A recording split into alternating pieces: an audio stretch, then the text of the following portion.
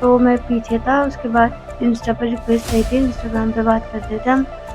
1 साल तक रिलेशनशिप में थे। उसने बोल रखा था वो शादी करेगा। फिर 1 साल तक वो मेरे साथ फिजिकली अटैच्ड भी था। ये 5 तारीख को स्कूल से गायब हो गई।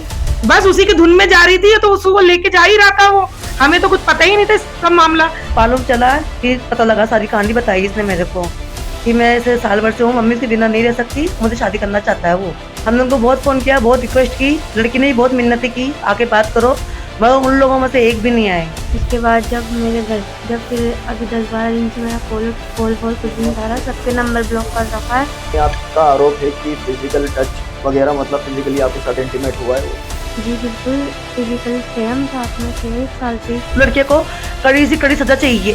उसने आज मेरी बेटी के साथ किया, कल किसी और के साथ भी कर सकता है। ऐसा किसी और बच्चे के साथ ना करे वो। उस बच्चे को कड़ी से कड़ी सजा दिलवाना चाहती हूँ मैं। उसके जो चाचा है ना आरिफ भाई, उन्होंने क्या कहा था, बच्ची को उसे मना करो, स्कूल मत जाओ, या तो तुम प्यार से मान जाओ या तुम्हें हम अपनी अफरोज दिखाएंगे। कि उनकी तरफ से आपको धमकियां भी मिल रही है? हाँ, धमकियां भी मिल रही है हमें।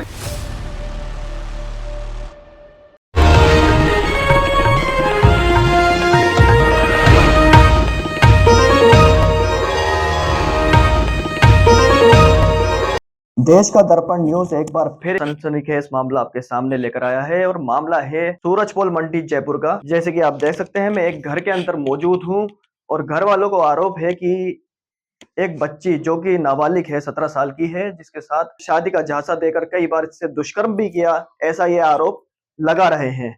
आइए पूछते हैं क्या है मामला, क्या नहीं है। पहले बात करेंगे इसी लड़की से, बच्ची से, जो 17 साल की उम्र की है। आपका नाम मुस्कान है, कितने साल से आप उस लड़के के साथ अफेयर में थी? 1 साल हो गया। पड़ोस में रहता था आपके? जी। तो कब आपको मिला था, कैसे मिला था वो?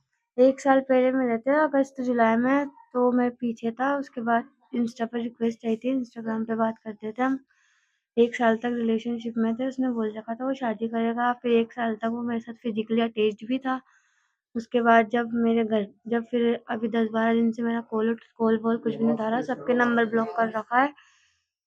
फिर जब मैं परेशान थी, टेंशन में, मैंने खाना पीना छोड़ दिया था। तो घर वालों ने पूछा, जब उसके बाद मैंने मेरे घर पे सारी बात बताई। उसके साथ आपको कहाँ कहाँ लेकर जाता था आपको 1 साल के अंदर? अलग अलग जगहों पे जाते थे, ऐसे याद नहीं है। अलग अलग जगहों पर जाते थे, गाड़ी पे रहते थे। मेरे को ज्यादा एड्रेस नहीं पता। आपका आरोप है कि फिजिकल टच वगैरह, मतलब फिजिकली आपके साथ इंटीमेट हुआ है वो। जी बिल्कुल, फिजिकल थे हम, साथ में थे 1 साल से ही। अब उसने क्या कहा आपको? अब वो अपना कॉल उठा रहा है, कॉल भी नहीं उठा रहा, ना मैसेज किसी चीज का रिप्लाई दे रहा है। हेलो। अस्सलाम वालेकुम भाई। वालेकुम सलाम। मुस्कान बोल रही हूँ। कौन बोल रहे हैं? मुस्कान बोल रही हूँ। बोलो।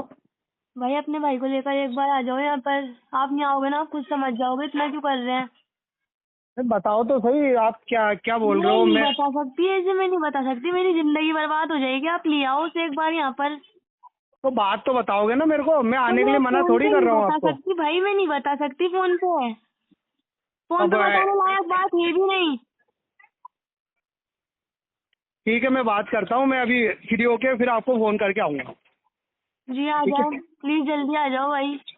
जल्दी क्या, मैं काम कर रहा हूँ, मेरी मैं मम्मा और थोड़ा। पापा बहुत ज्यादा गुस्सा हो रहे हैं। वो थाने के लिए निकल रहे हैं, वहाँ खाला के घर पर है वो दोनों। आज इसलिए निकल बोल रहे रही हैं? हूँ, मैं नहीं चाहती परेशान हो। मैं उनको परेशान तो वो फिर भी 4-5 बजे तक वो निकलने की बोल रहे हैं थाने पे। कोई बात नहीं, निकल जाना, तो ऐसी कोई बात नहीं है थाने पे, मैं ऐसी कोई वो नहीं है। नहीं तो आप उसे लेकर यहाँ आ जाओ। नहीं, मैं अभी कहीं नहीं आ रहा, मैं खुद काम कर रहा हूँ। मैं फ्री होऊंगा जब फोन कर लूंगा खुद ही आपको, है ना? तो आप आज ही कर लेना शाम तक। जैसा भी होगा मैं फ्री होके फोन कर लूंगा मैं आपको। आप फोन पे तो बता नहीं रहे, आप वैसे सारी चीजें आप फोन पे कर रहे हो उसके साथ, लेकिन मेरे को बताने में दिक्कत हो रही है आपको।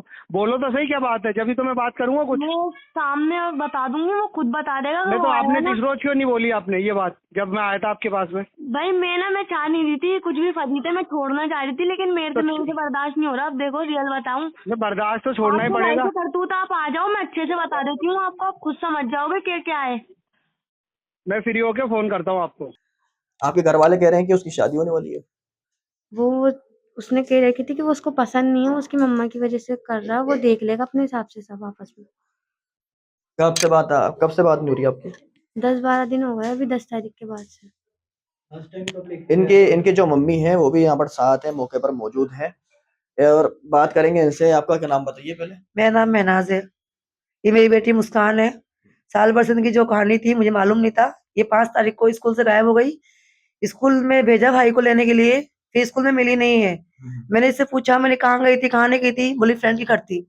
तो मैंने फ्रेंड के घर तो तुम नहीं थी, मैंने फीस नहीं दूंगी, फिर 10 तारीख को घर छोड़ के उसके साथ फिर भाग गई थी ये। 5 तारीख को उसके साथ थी, 10 तारीख को उसके साथ चली गई थी ये। फिर उस मालूम चला, फिर पता लगा, सारी कहानी बताई इसने मेरे को कि मैं ऐसे साल भर से हूँ, मम्मी के बिना नहीं रह सकती, मुझसे शादी करना चाहता है वो। और अभी ना फ़ोन उठा नहीं रहे हैं। हमने उनको बहुत फ़ोन किया, बहुत रिक्वेस्ट की, लड़की ने भी बहुत मिन्नतें की, आके बात करो, मगर उन लोगों में से एक भी नहीं आए। फिर हम गलतागढ़ गए थाने पे रिपोर्ट लेके, उन्होंने हमारी रिपोर्ट नहीं ली, रामगंज भेज दिए। रामगंज गए, रामगंज से हमें आदेश नगर भेज दिए। इसकी उम्र आप बता रहे हैं 17 साल है, तो जी, 17 नाबालिग साल 1 महीने।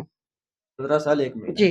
तो अब आप रिपोर्ट कराने की चाह रहे हैं, लेकिन रिपोर्ट आपकी ले नहीं रही है। जी, रिपोर्ट नहीं ले रहे हैं ये लोग हमारी, और रिपोर्ट नहीं ले रहे हैं, रिपोर्ट मतलब पर्चा ले भी लिया उन्होंने, उनके बाप बेटे को उठा के ले आए, वो छोटे भाई को और बाप को, फिर उनको छोड़ भी दिया उन्होंने 2 दिन बाद। हम करें तो करें क्या, जाए काम। और साहब देखो, हमें तो सिर्फ इंसाफ चाहिए, अब इसके अलावा कुछ नहीं।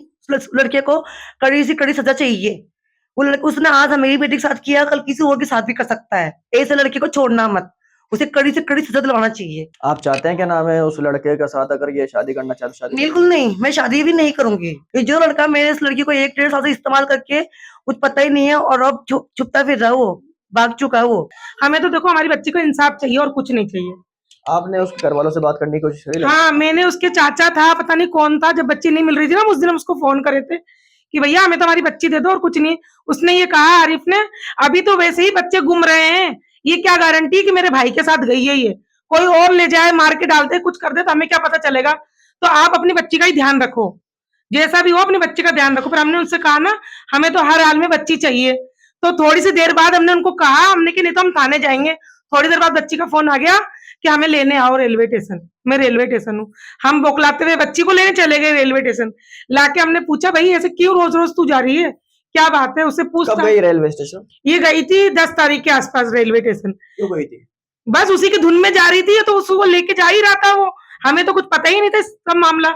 हम तो सोच भी नहीं सकते बच्ची का अफेयर है किसी से, किसी लड़के से, ये बात तो हमें पता भी नहीं था। स्कूल टाइम घर से जा रही है, स्कूल से वहां से चली जाती है अपने। हमें तो किसी चीज का, इस चीज का तो हम सोच भी नहीं सकते क्या है क्या नहीं है। स्कूल तो हम ये जा ही नहीं पाती थी, स्कूल से ही पार हो जाती थी। वो बेला पुरस्कार के स्कूल से ले आ रहा था उसको शादी का जासा देके। फिर हमने पूछा ना, तू बार बार ऐसे क्यों जा रही है, क्या बात हो गई तेरी? तो कहने लगा मैं उससे शादी करूंगी, वो मेरे से शादी करना चाहता है। उसने कहा है मैं तुम्हारी मम्मा से बात कर लूंगा, मैं शादी करूंगा तुमसे, तुम्हें धोखा नहीं दूंगा मैं। फिर पता चला कि इसने जब उसको फोन कर लिया ना, इसने अपनी पूरी तहकीकात कर ली। जब उसने इसका फोन नहीं उठाया ना, तब इसने हमें बताया, रो के फटी हमारे पास ये कि हमारा मम्मी, खाला मेरा ये मैटर है, मैं उसके बगैर नहीं रह सकती। तो हमने उसके चाचा को भी बुलाने की कोशिश करी, भाई देखो एक बार अपने बच्चे को तो लाओ, क्या है ये सच बोल रही है, वो सच बोल रहा है, एक बार दोनों की बात तो सुने। तो उन्होंने भी धमकियां दी कि जाओ थाने, पुलिस, कुछ नहीं होता है, आप अपने बच्ची को रखो अच्छी तरह, उसको काबू में रखो अपनी बच्ची को, आप अपनी बच्ची को संभालो। बस ये क्या हमें टाल दिया और हम इधर उधर भटक रही है। भैया हमें तो हमारी बच्ची का इंसाफ चाहिए, ऐसा किसी और बच्ची के साथ ना करे वो। उस बच्चे को कड़ी से कड़ी सजा दिलवाना चाहती हूँ मैं। और अभी तक तो वो लोग सामने ही नहीं आए, पता नहीं किस किस को भेज रहे हैं, राजीनामा कर लो, ये कर लो, वो कर लो, पर वो क्यों नहीं आ रहे हैं सामने? किसको भेज रहे हैं? वो कभी किसी को भेजते हैं, कभी किसी को भेजता है। मैं किसका नाम, कोई आरिफ भाई है, उनको भेज रहे हैं वो। उनका कॉल भी आया था मेरे पास कि देख लो उसका भाई है ना जुबैद, जुनैद का जो भाई है ना जुबैर, वो मेरे बच्चों के पास भी फोन कर रहा, भाई मम्मी से क्यों राजीनामा कर लो। तो क्यों कर ले हम राजीनामा?